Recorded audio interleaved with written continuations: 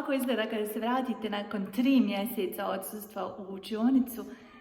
Naravno, ovaj put prazno jer nastava i škola još uvijek nisu počele, osim za vrtić. Možda čujete dječice iz vrtića. Ali, evo gdje su trebali biti moji trečaci, sada su prazne klupe. Vrijeme kao da je stalo. Dakle, sve što smo radili u martu mjesecu je ostalo nedirnuto i kao da čeka da nastavimo rad sa djecom, ali nažalost ove školske godine to neće biti moguće. Nedostaju mi djeca, naši učenici, ali situacija je takva u cijelom svijetu, tako da treba da ostanemo sigurni. Nedostaje mi hello Miss Almasa. Već 3 mjeseca nismo imali nastavu, niti ćemo je imati u ovoj školskoj godini. Moram priznati da je osjećaj zaista neobičan. Moji učenici se neće vratiti u ovu učionicu u junu mjesecu, to jeste sada, ali ih očekujemo u augustu i nadamo se da će se situacija u državi i u svijetu popraviti. No tad zaista treba da vodimo računa, da budemo oprezni, da nosimo maske, održavamo higijenu ruku, lica i tijela. Tako da vodite računa i vi kako bismo zaista svi zajedno pobijedili ovu pandemiju.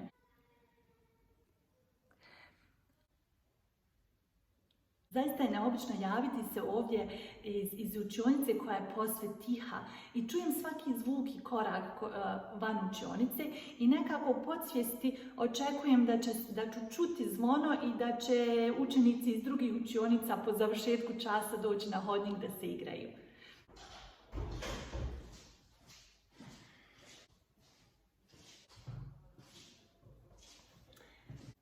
Toliko ovaj put iz moje učionice. Na svu sreću znam da su nam učenici na sigurnom i da su dobro. Malo prije smo završili online nastavu po prvi put ovdje iz učionice. Učenici su sretni što dolazi ljeto, ali nažalost svi smo i također zabrinuti kako će to ljeto izgledati. Ostanite zdravi, čuvajte svoju porodicu. A škola će biti tu i čekati na vas sve, da se vratite i da što prije nastavimo u nekoj novoj normalnosti, ali zajedno. Puno vas pozdravljam. Ovdje bi moja dječica sjedla. Ja bi uključila tablu. Napisala bih datum.